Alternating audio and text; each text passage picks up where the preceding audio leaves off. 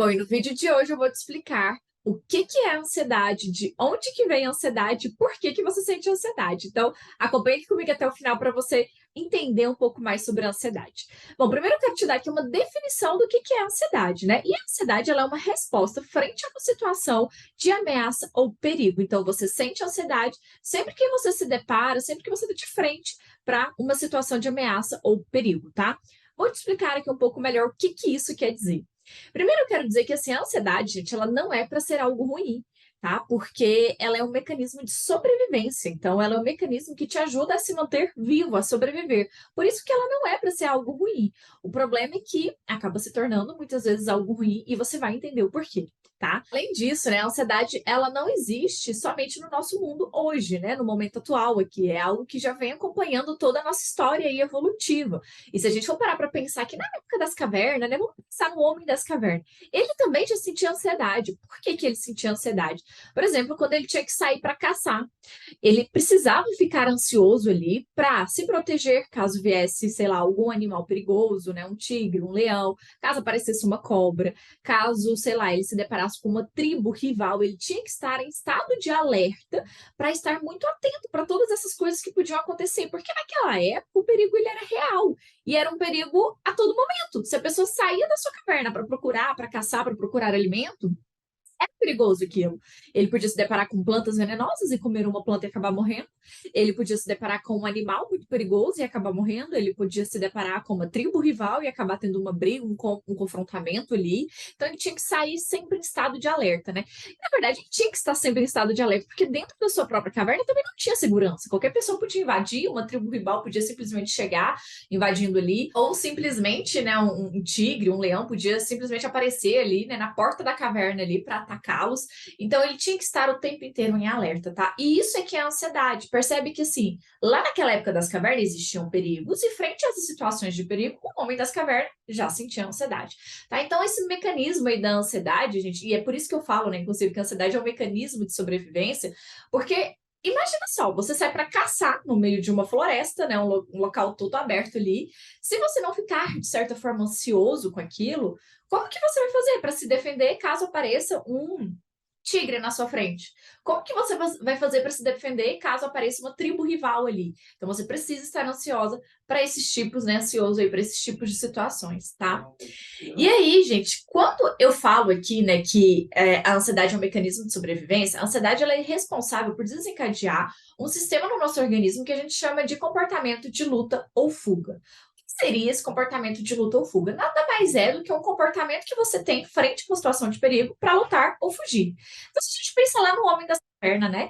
Ele tinha que ter uma reação. Então, se ele, sei lá, se deparava com um tigre, por exemplo, ele tinha que ter alguma reação para que ele fizesse algo ou para lutar, ou para fugir, ou para sair correndo, né? E essa reação era desencadeada pelos sintomas físicos da ansiedade. Então, quando você sente lá o seu coração acelerado, tensão muscular, sudorese, tremor, isso é uma resposta do seu organismo para que você possa fazer algo frente a uma situação de perigo. Isso que é a ansiedade, tá? E a ansiedade ela faz parte aí, né, de toda a nossa história evolutiva, tá? Então, assim, ó, se você tá gostando desse vídeo aqui até agora, não esqueça de deixar aqui embaixo o seu like, o seu comentário e de se inscrever também no meu canal, tá? Que, assim, a gente tem muito conteúdo, esse vai ser um vídeo provavelmente um pouquinho maior do que os outros, porque tem bastante conteúdo que eu quero passar pra vocês. Então, não esqueça de deixar aqui o seu like, o seu comentário, mas continue aqui comigo até o final para você entender um pouco mais sobre toda a história aí da ansiedade. Então, o comportamento de luta, né, está relacionado com os sintomas físicos da ansiedade. Então, quando você sente taquicardia, sudorese, tremor, tensão muscular, respiração ofegante, tudo isso faz parte de uma resposta de luta ou fuga, ou para você lutar ou para você fugir frente a uma situação de ameaça ou uma situação de perigo, tá? E se você parar para pensar nesses sintomas que eu mencionei aqui, eles são basicamente os mesmos sintomas de quando você está correndo. Então, quando você está fazendo uma atividade física intensa, fazendo musculação ou correndo, você sente o quê? Você sente também o coração acelerado, respiração ofegante, tremor, sudorese. Então, são basicamente os mesmos sintomas que você sente quando você está ansioso, tá? Então, a ansiedade, ela é isso, ela é esse mecanismo aí que acaba desencadeando esses sintomas físicos, mas a intenção desses sintomas físicos é para que você possa preparar o seu corpo ou para correr ou para lutar, ou fugir da situação, tá? Então, ou seja, você precisa dessa ativação do seu corpo para que você tenha uma reação ou de luta ou de fuga diante de uma situação perigosa. Então, se a gente pudesse resumir, essa seria a definição. O problema, né, é que naquela época fazia sentido você sentir esses sintomas da ansiedade. Por quê? Porque o perigo ele era real, era a qualquer momento, podia acontecer alguma situação muito perigosa, como eu falei, você estava na sua caverna e poderia aparecer um tigre de repente, né? Então o perigo ele era real e ele era presente, por isso fazia sentido você ficar o tempo inteiro ansioso, preocupado com isso. O problema é que hoje em dia não é mais assim. A gente não tem mais aqueles perigos de antigamente. Hoje em dia, se a gente for parar para pensar na verdade, a nossa vida é muito mais segura do que naquela época. Hoje em dia, a gente tem todo, né, um mecanismo assim de segurança, a forma como a sociedade se formou tem todo ali um mecanismo de segurança e não é tão perigoso mais naquela época. Hoje em dia, não tem o perigo, por exemplo, de eu estar aqui na minha casa e do nada um tigre aparecer aqui, ou de eu sair ali e encontrar do nada com um tigre, né? Lógico que a gente tem outros perigos, né, na nossa sociedade hoje, a gente não consegue excluir os perigos, mas não é como naquela época. O perigo ele era muito presente o tempo inteiro na vida das pessoas que viviam ali na época da caverna, tá?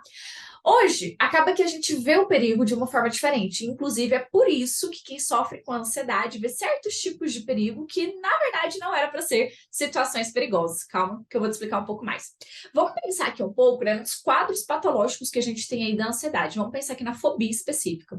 Pessoas que têm fobia específica são pessoas que têm um medo muito intenso de algo específico, como, por exemplo, andar de avião, andar de elevador.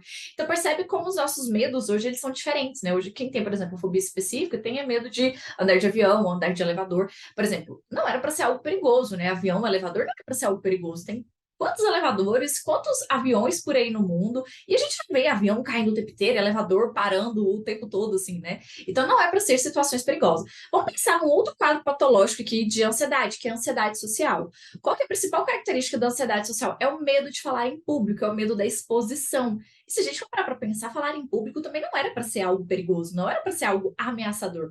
Mas para quem tem o transtorno, a situação é algo perigosa para aquela pessoa. A pessoa vê aquilo como se fosse algo perigoso.